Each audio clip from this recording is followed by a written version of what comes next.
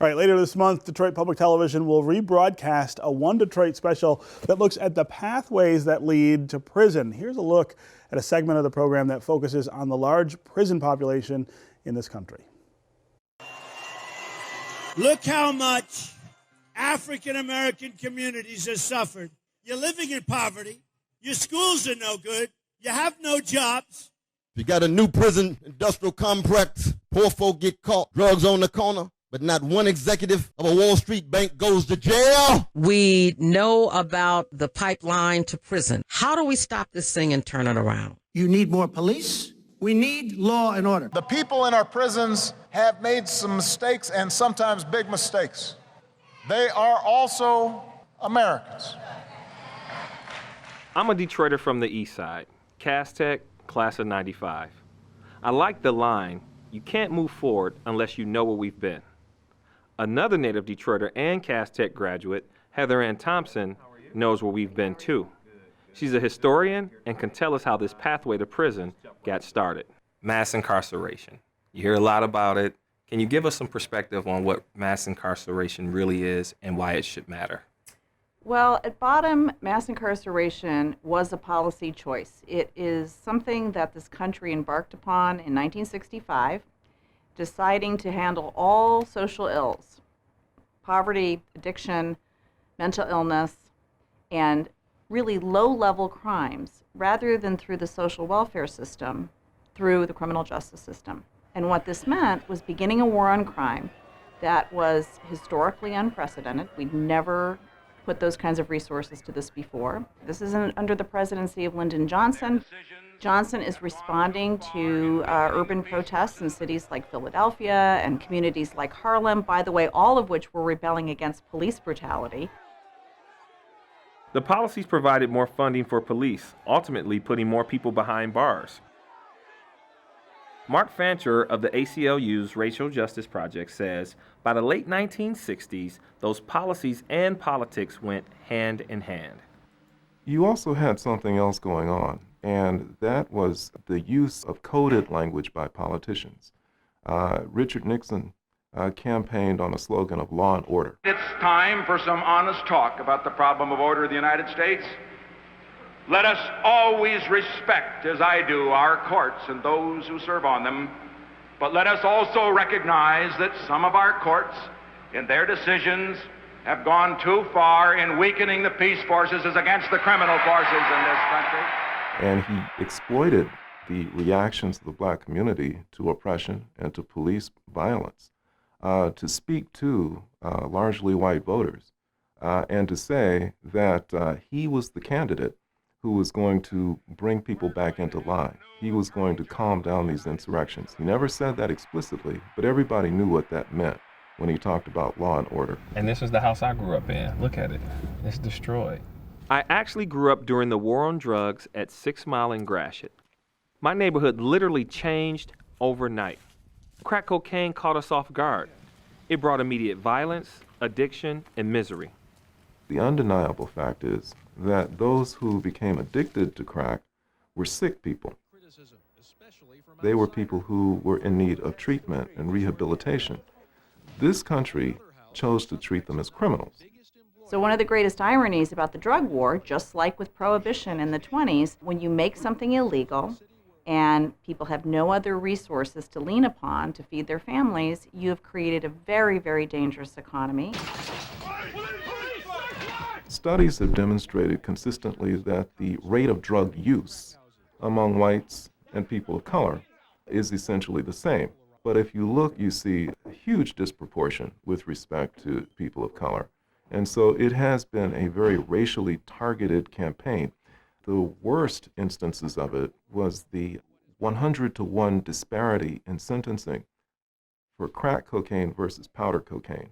And Detroit was really ground zero, both for the drug war first and then the fallout from the drug war afterwards. Ground zero. Prohibition lasted only 16 years. The war on drugs doesn't seem like it'll ever stop. As a result of running away from a broken home, Detroiter Shaka Senghor saw it firsthand.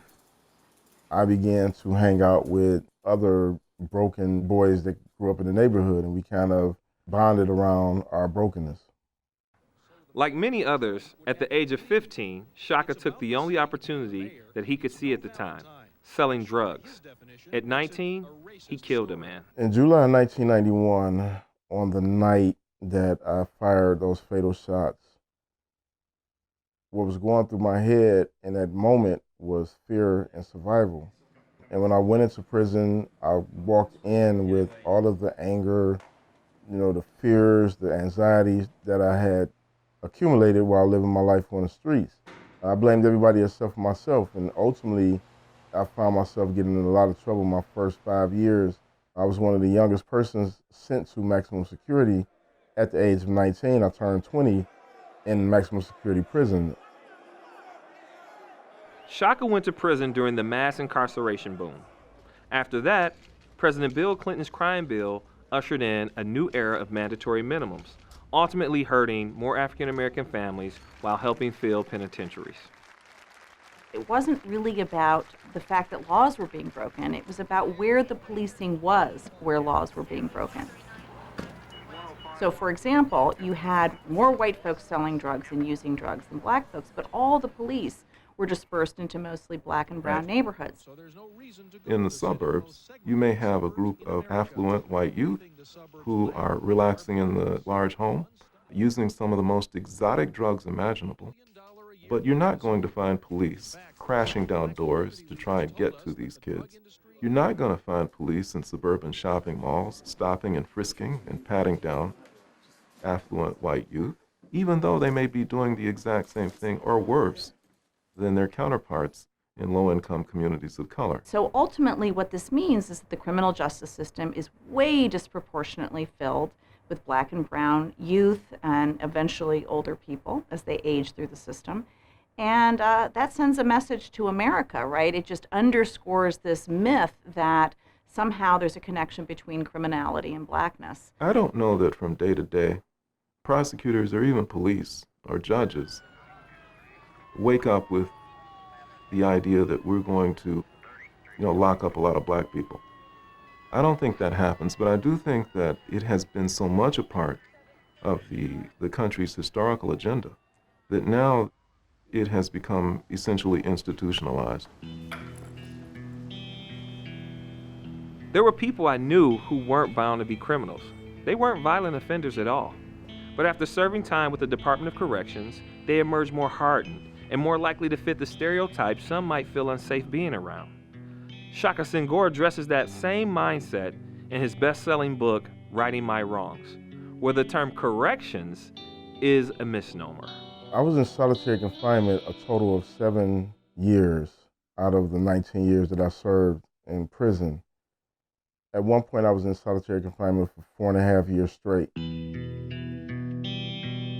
And it is the most horrific and barbaric environment that I believe exists in American society.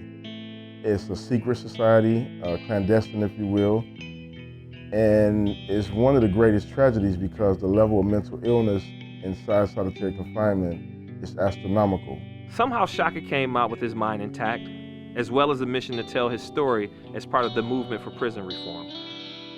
While all this gives Heather Ann Thompson hope, she can't help but wonder if we might soon be heading in the wrong direction. Now, I think it's really unclear where we're going to go. We have a new president who has routinely said that what we need is, to use his words, law and order. And it is deeply distressing to hear that. As a historian and as a Detroiter, those words were the words that touched off 40 years of devastating policies. We do not have a crime crisis right now. We have a crisis of poverty, we have a crisis of incarceration, and we have a crisis of violence in the most heavily incarcerated communities. The idea that we would need more of that we need more policing, that we need more prisons, just flies in the face of what every expert knows, what every mother with children in prison knows, what every child with a parent in prison knows. And so I worry for our next decade. You can watch the entire Pathways to Prison special on April 13th at 9:30 p.m. That's our program for today. Thanks for watching. You can get more information about our guests at AmericanBlackJournal.org, and you can connect with us on Facebook and on Twitter. We'll see you next time.